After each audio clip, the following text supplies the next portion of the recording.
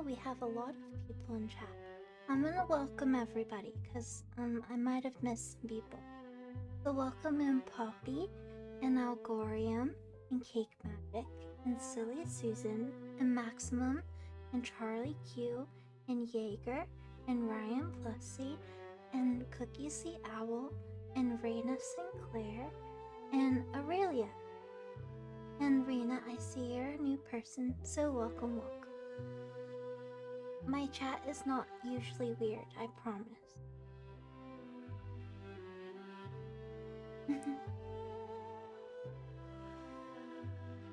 I mean, it's okay to be fun and silly. Like, you're weirdos. Lovingly.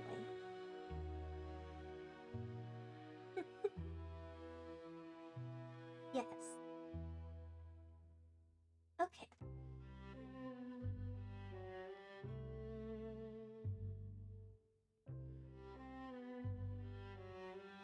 I'm trying to see where...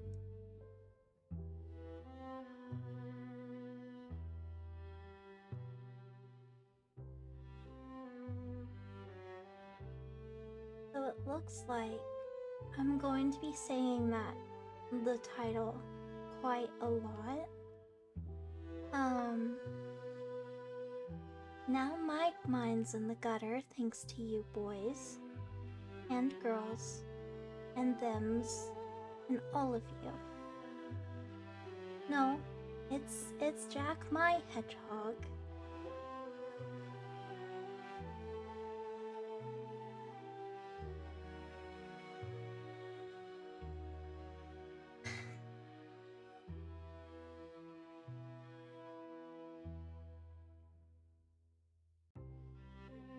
Okay. I'm going to do my best not to giggle like middle schooler. Okay. This is gonna be adult laugh challenge at this point. I just hope nothing bad happens to Jack, my hedgehog. Oh no, we're reading this one. I'm already dedicated to doing it. Because if we don't read it now, we're not gonna read it later.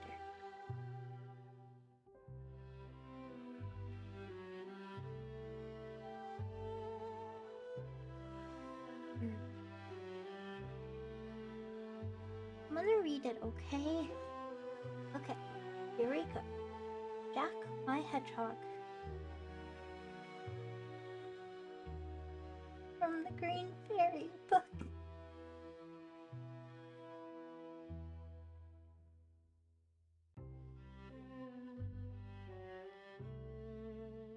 Jack, my Hedgehog from the Green Fairy book. There was a farmer who lived in great comfort. He had both lands and money, but though he was so well off, one thing was wanting to complete his happiness. He had no children. Many and many a time, when he met other farmers at the nearest market town, they would tease him, asking how it came about that he was childless. At length he grew so angry that he exclaimed, "I must and I will have a child of some sort or some kind, even if it should only be a hedgehog." Not long after, the wife gave birth to a child, but though the lower half of the creature was a fine boy, from the waist upwards it was a hedgehog. So that when his mother first saw him, she was quite frightened, and said to her husband, "There, now you have cursed the child yourself."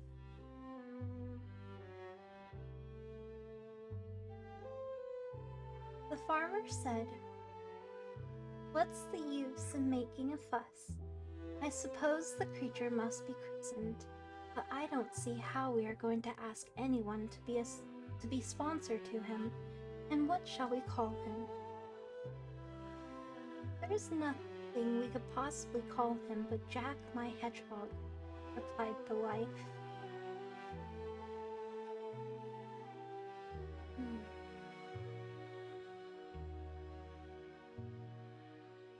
So they took him to be christened, and the parson said, "You'll never be able to put that child in a decent bed on account of his prickles," which was true, but they shook down some straw from behind the stove, and there he lay for 8 years. His father grew very tired of him and often wished him dead, but he did not die, but lay there year after year. Now one day there was a big fair at the market town to which the farmer meant to go. So he asked his wife what he should bring from it. "Some meat and a couple of big loaves for the house," said she. Then he asked the maid what she wanted. She said a pair of slippers and some stocking.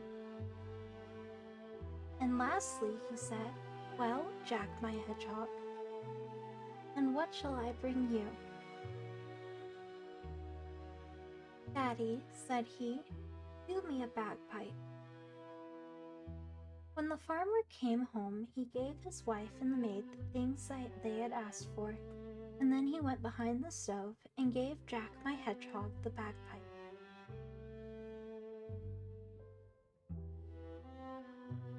When Jack got his bagpipes, he said, "Daddy, do go to the smithy and have the horse cock shod for me.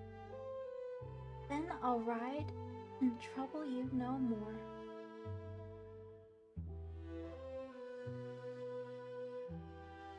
His father, who was delighted at the prospect of getting rid of him, had the cock shod.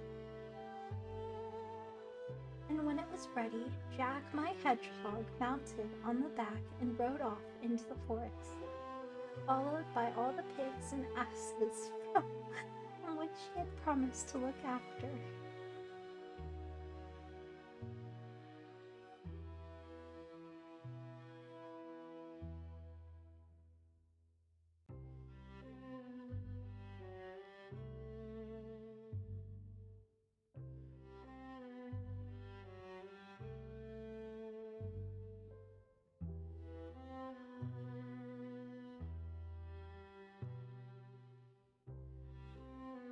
Having reached the forest, he made the cock fly up to the top of a very tall tree with him, and there he sat looking after the pigs and the donkeys.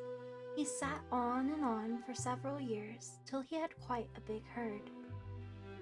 But all this time the father knew nothing about him.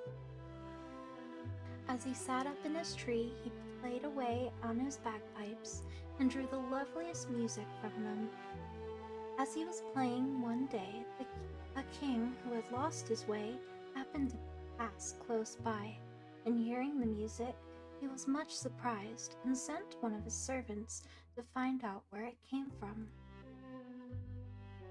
The man peered about, but he could see nothing but a little creature which looked like a cock with a hedgehog sitting on it, perched up in a tree. The king desired the servant to ask the strange creature why it sat there and if it knew the shortest way to the kingdom. On this, Jack my Hedgehog stepped down from the tree and said he would undertake to show the king his way home if the king on his part would give him his written promise to him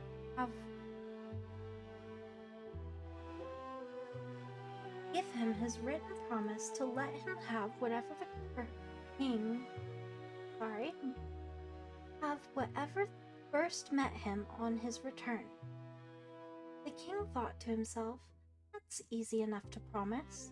The creature won't understand a word about it, so I can just write what I choose." So he took a pen and ink and wrote something, and when he had done, Jack my Hedgehog pointed out the way, and the king got safely home.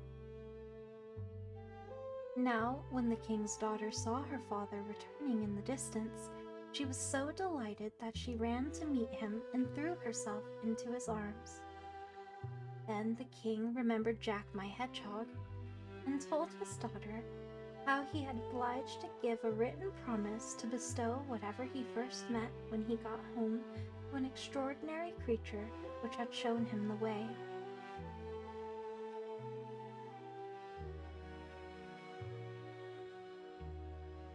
The creature said he rode on a cock as though it had been a horse, and it made lovely music, but as it certainly could not read, he had just given that he would not give anything at all, as the princess was quite pleased, and said how cleverly her father had managed, for that of course nothing would induce her to have gone off with Jack my Hedgehog. Meantime, Jack minded his asses and pigs, and sat aloft in his tree playing his bagpipe, and was always merry and cheery. For a time so it happened that another king, having lost his way, passed by with his servants and escort, wondering how he could find his way home, for the forest was very vast. He too heard the music, and told one of his men to find out whence it came. The man came under the tree, and looking up at the top, he saw Jack my Hedgehog stride on a cock. The servant asked Jack what he was doing up there. "I'm minding my pigs and donkeys, but what do you want?" was the reply. Then the servant told him that they had lost their way and wanted someone to show it them.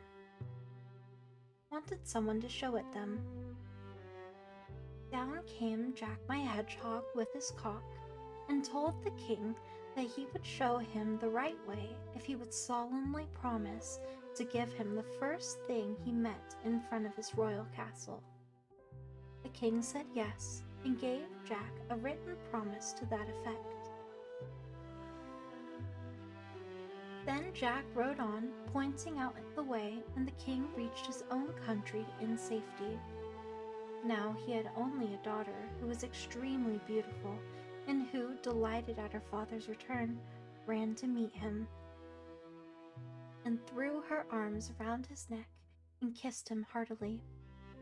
Then she asked where he had been wandering for so long, and he told her how he had lost his way and might never have reached home at all but for a strange creature, half man, half hedgehog, which rode on a cock and sat up in a tree making lovely music, which had shown him the right way. He also told her how he'd been obligated to pledge his word to give the creature the first thing which met him outside his castle gate. He felt very sad and thought that she had been the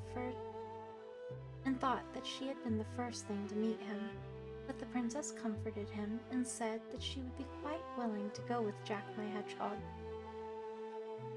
whenever he came to fetch her, because of the great love she bore for her dear father.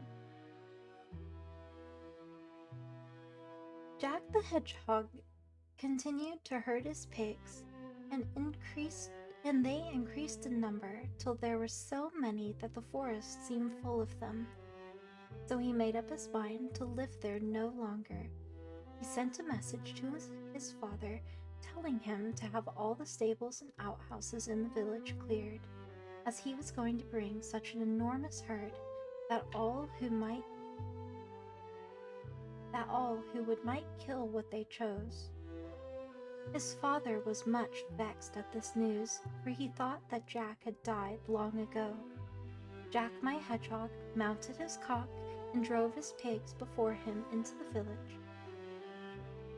He let everyone kill as many as they chose, and such hacking and hewing of pork went on as you might have heard from miles off. Then said Jack, "Daddy, let the blacksmith shoe my cock once more, and I will ride off, and I promise I'll never come back again as long as I live." So father had the cock shod, and rejoiced at the idea of getting rid of his son. Then Jack my Hedgehog set off for the first kingdom, and there the king had given strict orders that if anyone should be seen riding a cock and carrying... Really, Cake Magic? Really? Why did I have that? What? I'm closing Discord.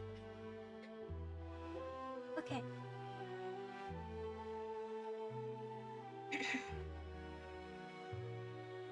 Okay. Then Jack my Hedgehog set off for the first kingdom, where the king had given strict orders that if anyone should be seen riding a cock and carrying a bagpipe, that he was to be chased away and shot at, and on no account to be allowed to enter the palace. So when Jack my Hedgehog rode up, the guards charged him with their bayonets, and he put spurs to his cock and flew over the gate right to the king's windows. He let himself down on the sill and called out that if he was not given what he had been promised to him, both the king and the daughter shall pay for it with their lives. Then the king coaxed and entreated his daughter to go with Jack, and so save both their lives. The princess dressed herself in all white, and her father gave her a coach with 6 horses and servants, and gorgeous liveries and quantities of money. She stepped onto the coach, and Jack my Hedgehog, with his cock and pipes, took his place beside her, and they both took leave, and the king fully expected to never set eyes on them again. But matters turned out very differently from what he had expected, for when they had gotten a certain distance from the town, Jack tore all the princess's smart clothes off her and pricked her all over with his bristles, saying, "That's what you get for your treachery. Now go back, I'll have no more to say to you." And with that, he hunted her home, and she felt that she had been disgraced and put shame till all of her life's end. Then Jack my Hedgehog rode on with his cock and bagpipes to the country of the second king to whom he had shown the way. Now this king had been given orders that, in the event of Jack's coming, the guards were to present arms and the people to cheer, and that he was to be conducted in triumph to the royal palace. When the king's daughter saw Jack my Hedgehog, she was a good deal startled, for he certainly was a very peculiar looking. But after all, she had considered that she had given her word, and it couldn't be helped. So she made Jack welcome, and they were betrothed to each other, and at dinner he sat next to her at the royal table, and they ate and drank together. Then they retired to rest in the princess's. When they retired to rest, the princess feared lest Jack should kiss her because of his prickles, but he told her not to be alarmed, as no harm should befall her. Then he begged the old king to place a watch of 4 men just outside the bedroom door, and to desire them to make a big fire. When he was out to lie down in bed, he would creep out of his hedgehog skin and leave it lying at the bedside. Then the men must rush in, throw the skin into the fire, and stand by it till it was entirely burnt up. And so it was, for when it struck 11, Jack my Hedgehog went to his room, took off his skin, left it at the foot of the bed. The men rushed in, quickly seized the skin, and threw it out on the fire, and directly it was all burnt, and Jack was released from his enchantment, and lay in his bed a man from head to foot, but quite black, as though he had been severely scorched. The king sent off for his physician in ordinary, who washed Jack all over with various essences and salves, so that he became white and was remarkably handsome of a young man. When the king's daughter saw him, she was greatly pleased, and the next day the marriage ceremony was performed, and the old king bestowed his kingdom on Jack my Hedgehog. After some years, Jack and his wife went to visit his father, but the farmer did not recognize him and declared he had no son. He had one, but he was born with bristles like a hedgehog and had gone off into the wide world. Then Jack told his story, and the old father rejoiced and returned to live with him in his kingdom. The end. Okay.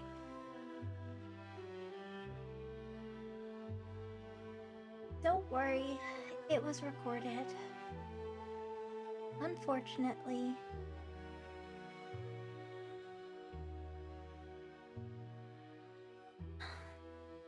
let me see which book it came from.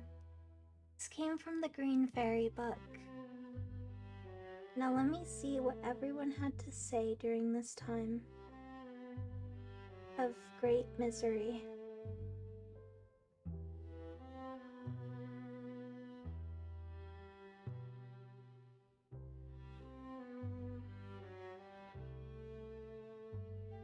I was trying really hard not to laugh.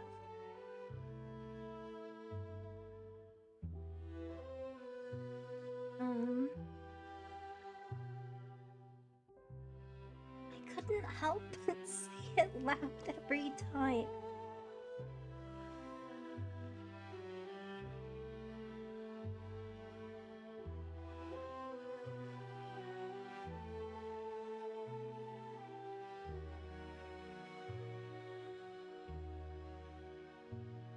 Oh. Thank you for the 300th comment, Cookies. Silent would be having an aneurysm.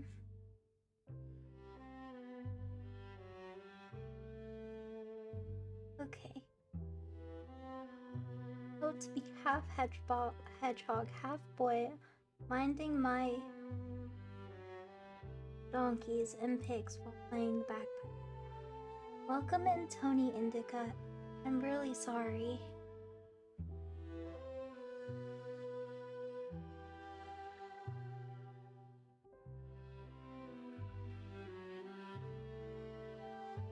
I don't know why the hedgehog was riding a rooster. I think it was because he was really tiny.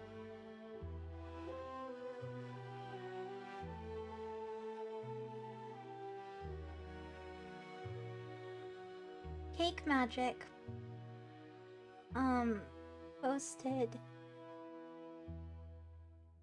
a picture of a hedgehog with man legs, and I saw it pop up on my screen in the middle of me reading, and it startled me.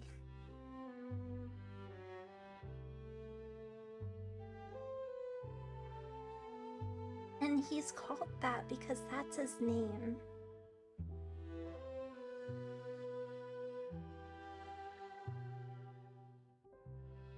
Okay.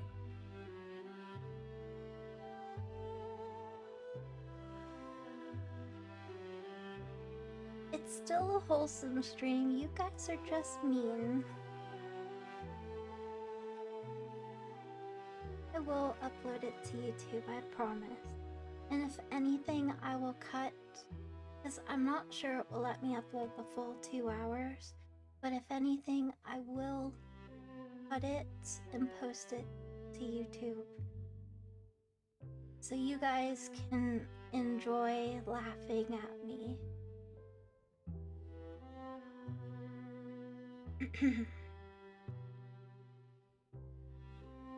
Honestly, that would be cool, but I don't want them to expect that to be the only thing I read. And I think the author definitely did know what he was doing.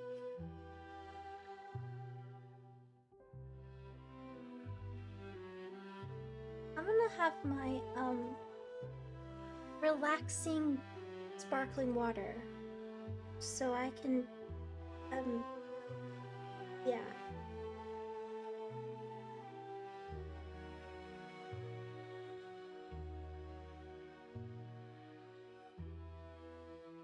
Sorry, I had to take a moment to compose myself.